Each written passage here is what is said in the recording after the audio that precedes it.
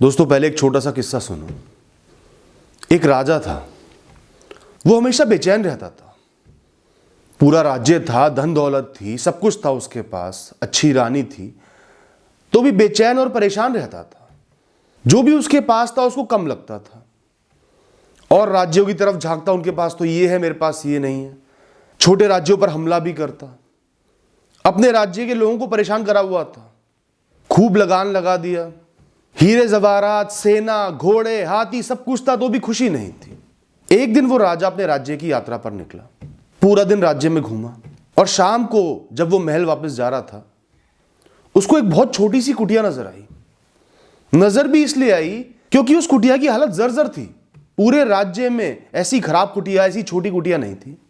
उस कुटिया के बाहर एक बुजुर्ग बैठे थे।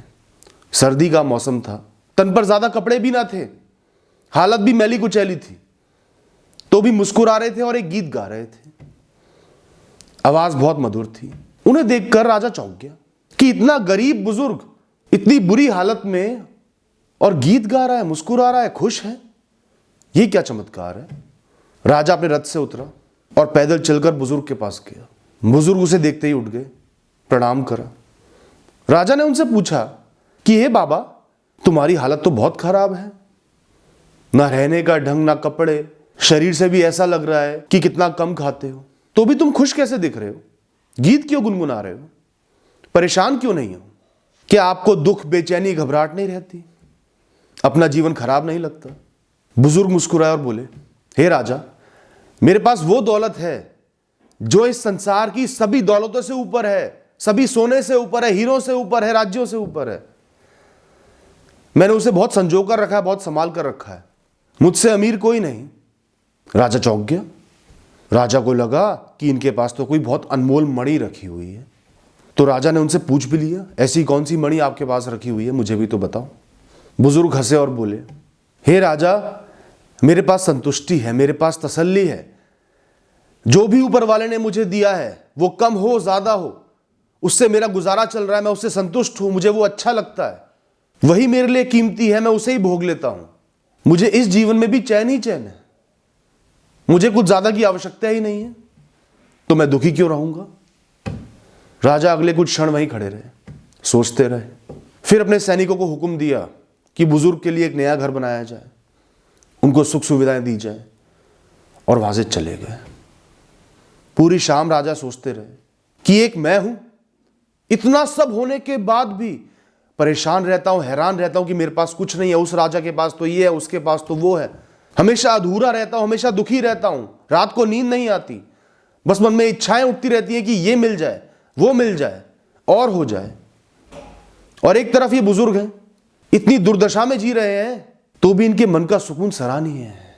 पूरी रात राजा सिर्फ ये सोचते रहे कि उनको कितना अनमोल जीवन मिला है, कितना कुछ दिया गया है, एक राज्य की जिम्मेदारी उन पर है, इतने सारे लोग उनकी इज्जत करते हैं, इतनी धन दौलत है, शोहरत है। क्या वाकई में मैं इसका हकदार हूं, या ये ऊपर वाले की कृपा है जिसकी मैं अनदेखी कर रहा हूं, जिसकी बेकदरी कर रहा हूं, जिसको कम समझ रहा हूं। उस दिन के बाद से राजा के मन में सुकून भर गया, बेचैनी खत्म हो गई, घबराहट खत्म हो गई। खूब दान करते, सबकी मदद करते, छोटे राज्यों की मदद करते, उनसे रिश्ते भी अच्छे हो गए, लगान घटा दिया, लोगों की सहूलियतें बढ़ा दी, उनकी ख्याति और बढ़ी, खुशहाली भी बढ़ी, और एक बहुत अच्छा जीवन उस राजा ने जिया।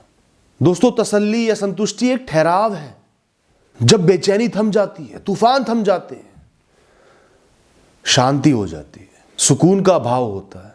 दोस्तों, तसल्ली में पानी भी अमृत लगता है, गर्मियों की धूप भी अच्छी लगती है, अपनी लगती है, हवा भी सुनहरी लगती है, और तसल्ली ना हो तो गर्मियों में छाया भी अंधेरी लगती है, सुबह भी सांझ सी प्रतीत होती है। यह फर्क इस दुनिया का नहीं है, इस प्रकृति का नहीं है, फर्क सिर्फ मन का है, अंदरूनी सोच का है, आपके भाव का है, आपके विचारों का है। तसल्ली ना हो तो इंसान अधूरा बन जाता है, मानो आपको आधा काट दिया गया, एक हाथ गया, एक पैर गया, एक आंख गई, आधी नाक गई, एक कान गया। बेचैन होकर अपने आधे हिस्से को ढूंढते रहते हो, कहां है, कहां है, कहां है, मैं कैसे पूरा बनूं, जबकि आप तो पूरे हो। जो चीज आपकी जेब में होगी, चाहे पूरी दुनिया में ढूंढ लो, नहीं मिलेगी। मिलेगी जेब में ही। ऐसे ही आपका अधूरापन पूरा होगा अपने अंदर झांक कर, अपने जीवन में झांक कर, सुकून कर कर, शांति लाकर, तसल्ली कर कर। ये कम है, ये कम है, ये कम है, ये होना चाहिए। क्या वाकई में कुछ कम है? क्या आप जी नहीं पा रहे? या सिर्फ तसल्ली की कमी है, संतुष्टि की कमी है? जब भी ख्याल आए ना कि मेरे पास बहुत कम है, उसके पास ज्यादा है, उसके पास वो बेहतर है, वो चीज बेहतर है, मैं ही कम हूं, मैं ही अधूरा हूं, एक बार जरा नीचे भी देख लेना। अनगिनत लोग ऐसे हैं जिनके लिए आपका एक आम दिन, आपकी आम सहूलियत जो आपको मिल रहा है, वो एक बहुत दूर का सपना है जो कभी पूरा भी नहीं होगा। चाहे आपकी कोई दशा हो, हमेशा बहुत लोग ऐसे होंगे जो उस दशा के लिए भी तरसते हैं। अगर आज आपके पास छोटी गाड़ी है, बड़ी गाड़ी नहीं है, तो कुछ लोग स्कूटर पे भी घूम रहे हैं, टू व्हीलर पे भी घूम रहे हैं। आज आपके पास टू व्हीलर है, गाड़ी नहीं है, कुछ लोग बसों में भी धक्के खा रहे हैं। आज आप बस में घूम पा रहे हो, ना गाड़ी है ना स्कूटर है, तो कुछ लोगों के पास इतनी सुविधा भी नहीं है कि वो बस में घूम ले, इतना पैसा भी नहीं है।